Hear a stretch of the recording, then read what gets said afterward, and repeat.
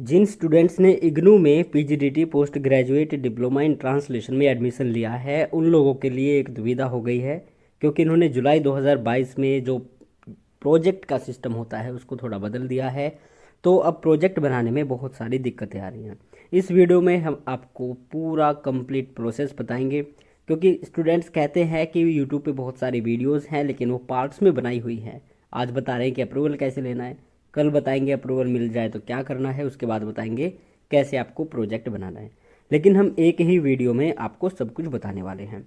तो आज की वीडियो में हम जानेंगे कि कैसे तो आपको कोई बुक सिलेक्ट करनी है, कोई नोवेल सिलेक्ट करना है, कैसे उसका अप्रूवल लेना है, उसके बाद में फ्रंट पेज आपको कैसे बनाना है, हैंड रिटन होना चाहिए या फिर टाइप आपको करवाना होगा, और आपको कैसे और कहाँ सबमिट करना है। ट्रांसलेशन जो आप करेंगे वो गूगल का ट्रांसलेशन होगा तो क्या चल जाएगा। गलत तरीके से अगर आपने लिखा ये प्रोजेक्ट तो आपको दोबारा बनाना पड़ सकता है, और 40% इसमें लेने अनिवार्य हैं। ये 100 अंक का होता है, अगर नहीं आए तो आपको फिर से बनाना पड़ेगा।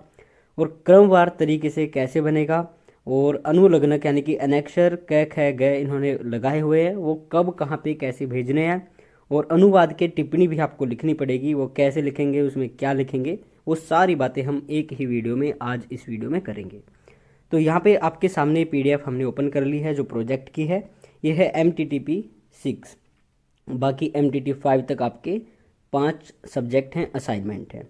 असाइनमेंट जब आप बना लेंगे उसके बाद में आप प्रोजेक्ट की तैयारी शुरू कर सकते हो। तो यहाँ पे देखिए ये रिवाइज हो चुका है आपका सिलेबस, और इसमें जो इम्पोर्टेंट चीज़ें हैं वो आपको बताने वाले हैं। विषय क्रम क्या है, देखो पहले इन्होंने परिचय दिया है, उसके बाद में कहते हैं पहला चरण, फिर दूसरा चरण आएगा, फिर तीसरा आएगा, और 3 चरणों में आपका प्रोजेक्ट तैयार हो जाएगा। किस प्रकार से आपको प्रस्तुति क्रम कैसा होना चाहिए, मूल्यांकन करने के लिए कैसे आपको भेजना पड़ेगा। तो देखिए यहाँ पे कहते हैं कि पहली बात, ये सभी विद्यार्थियों के लिए अनिवार्य है। जिन लोगों ने पीजीडीटी में एडमिशन लिया हुआ है उन सबको प्रोजेक्ट बनाना पड़ेगा, ये जरूरी है। फिर कहते हैं जब आपकी परीक्षा होगी तो उसके लास्ट के 6 महीनों में आपको ये कंप्लीट करना होगा। इसका जो आकार है, जो आप बुक सिलेक्ट करेंगे वो 8 से 10,000 शब्दों का होना चाहिए, वो जो आपका मैटर होगा, कंटेंट होगा, और लगभग 1,500 शब्दों में आपको अनुवाद के टिप्पणी लिखनी होगी। इसको आप टाइप भी करवा सकते हो और इसको हस्तलिखित भी कर सकते हो, लेकिन इनकी शर्त ये है जो आप लिखेंगे उसकी कॉपी नहीं बल्कि वो ओरिजिनल ही आपको इनके पास भेजना है। फिर कहते हैं टिप्पणी जो आप करेंगे वो आपको लक्ष्य भाषा में लिखनी होगी। लक्ष्य भाषा का अर्थ है, मान लो आप ट्रांसलेशन कर रहे हो इंग्लिश टू हिंदी, तो आपको टिप्पणी जो है हिंदी में लिखनी होगी। अगर आप हिंदी की बुक से इंग्लिश में ट्रांसलेशन कर रहे हो तो आपको जो टिप्पणी है वो इंग्लिश में लिखनी होगी। ठीक है, आगे चलते हैं। जिस भाषा में आप सहजता से अनुवाद कर सके, जो आपको इजी लगे वो आपको लिखना है, उसमें आपको ट्रांसलेशन करना है। फिर कहते हैं कि सबसे पहले कार्यक्रम में प्रत्येक विद्यार्थी को अनुवाद के लिए पाठ का चयन करना होगा। आपको कोई भी बुक जो है वो चूज़ करनी है, कोई भी नोवेल हो गया, कोई भी स्टोरी हो गई, उसके बाद आप इनसे अनुमोदन लेंगे यानी कि अप्रूवल लेंगे। उसके बाद जब अप्रूवल हो जाएगा तो उसका ट्रांसलेशन करेंगे और उस पर टिप्पणी करेंगे, और वो प्रोजेक्ट आपका कंप्लीट हो जाएगा, इनके पास भेज देंगे। बस ये प्रक्रिया है। यहाँ पे कहते हैं इनकी कुछ शर्त है, 8 से 10,000 होनी चाहिए उनकी जो सीमा है, और उसका अनुवाद पहले ना हुआ हो। अनुवाद संबंधी अपने अनुभवों पर लगभग 15 शब्दों में, यानी कि अनुवाद जब आपने किया तो उसमें आपको क्या कठिनाई आई, क्या आपके सामने परिस्थितियां रही, कौन से शब्द आपको कठिन लगे, इस तरह की कुछ चीज़ें हैं वो आपको उसमें लिखनी है। यहाँ पे कहते हैं सुविधा इन्होंने एक कर दी है आप लोगों के लिए, और वो ये है कि आपको इन्होंने दे दिए हैं सब्जेक्ट। ये देखो, प्रशासन से अगर आप कोई विषय चुनते हैं, कार्यालय, संसदीय, मुझे जो इजी लगता है मैं आपको बता दूं, ये है साहित्य एवं मानविकी। तो यहाँ पे कविता, कहानी, आलोचना, उपन्यास, नाटक, लगभग नाटक, उपन्यास, कविता, कहानी से ही आते हैं। बाकी कई सारे क्षेत्र हैं, विषय क्षेत्र हैं, आप इनमें से चूज कर सकते हैं। जब आप इनके पास अप्रूवल भेजेंगे तो वो कुछ इस तरह का होना चाहिए, आप देख रहे हैं यहाँ पे। तो यहाँ पे आपको उसमें लिखना होगा शीर्षक, यानी कि कोई नोवेल है, ठीक है, जैसे कि हाफ गर्लफ्रेंड, तो शीर्षक में लिखेंगे हाफ गर्लफ्रेंड। उसकी प्रकृति होगी, क्या प्रकृति है भाई, तो प्रकृति में आप लिखेंगे साहित्य एवं मानविकी, और ये है जी उपन्यास। फिर अनुवाद की पद्धति, कैसे अनुवाद करोगे भाई आप, तो वो भी आपको वहाँ पे लिखना है।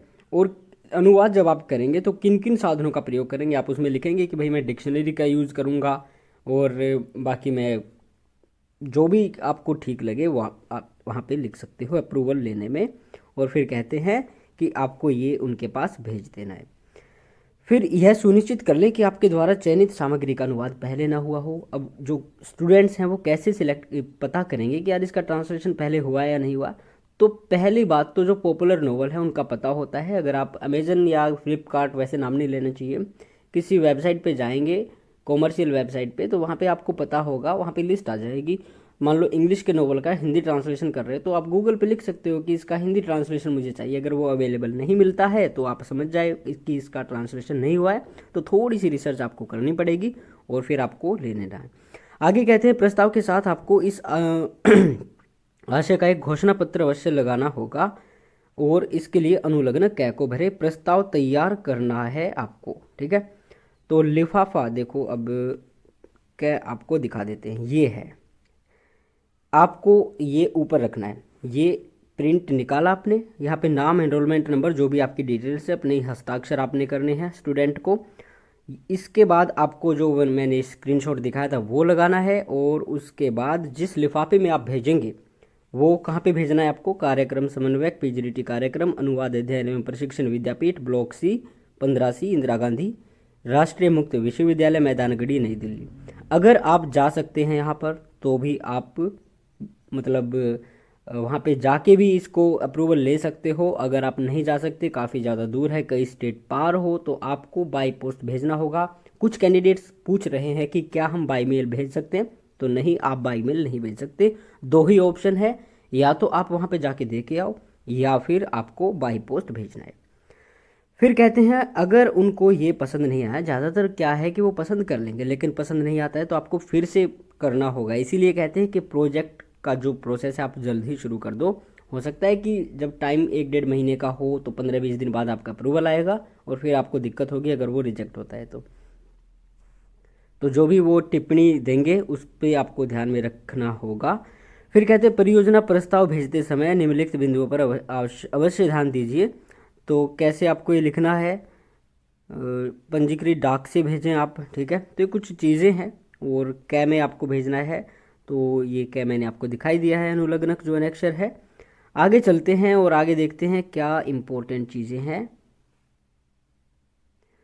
अब देखिए, शुरू करने से पहले संबंधित पाठ को पढ़ लेना चाहिए। तरीका क्या होना चाहिए, और शब्द और मुहावरे जो है वो आपको छांटने पड़ेंगे, कागज़ पे नोट कर लेना, ये टिप्पणी बनाने के काम आएगा। तो कौन कौन से कोर्स में आपने देखा, गूगल से ट्रांसलेशन का की अपनी हेल्प ली, यानी कि वो भी आप लिख सकते हो। किसी डिक्शनरी का यूज़ किया वो भी आपको लिखना पड़ेगा, और जो भी आपको कठिनाई आई वो सब कुछ वहाँ पे लिखना पड़ेगा।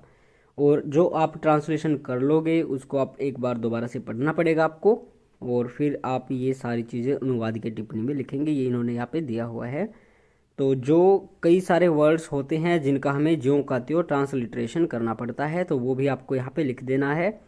और इन्होंने एक छूट आपको दी हुई है, शब्दकोशों का भरपूर उपयोग करें, तो वो भी आपको कर लेना है।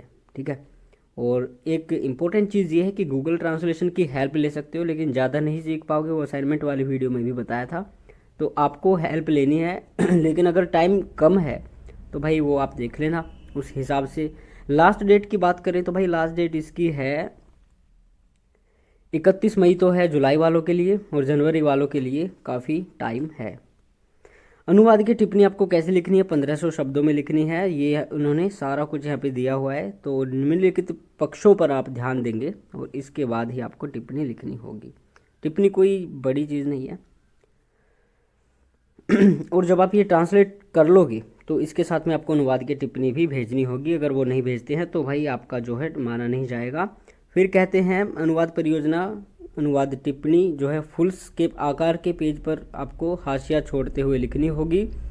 और अगर ये आप लिख नहीं सकते तो आप इसको टाइप भी करा सकते हो। असाइनमेंट तो हैंड रिटन आपको करनी है, लेकिन प्रोजेक्ट में इन्होंने एक छूट दी है कि आप अगर लिख ना पाओ तो आप उसको टाइप कर सकते हो। हाँ, कई बार क्या होता है आप अच्छा टाइप कर लेते हो लेकिन आप खुद घर पे टाइप नहीं कर सकते, तो टाइप राइटर से, टाइपिस्ट से आप वहाँ पे टाइप करवाते हो, तो वहाँ पे एक दिक्कत होती है कि वो ग्रामर की मिस्टेक भी कर देते हैं कई बार, और स्पेलिंग मिस्टेक तो बहुत सारी मिल जाती है। तो वो आपको एक बार ध्यान से देखना है, वो आपकी चीज़ें नहीं होनी चाहिए क्योंकि इनका एक नकारात्मक प्रभाव पड़ता है। इसके साथ साथ आपको ख और गै अनुलग्नक भी भेजने होंगे।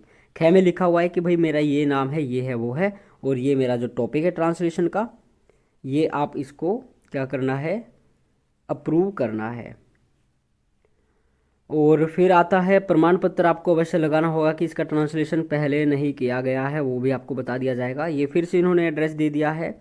और फिर कहते हैं कि अंतिम प्रति की एक प्रति यानी कि सॉफ्ट कॉपी या हार्ड कॉपी अपने पास सुरक्षित रख ले, ताकि भविष्य में आपके और भी काम आए।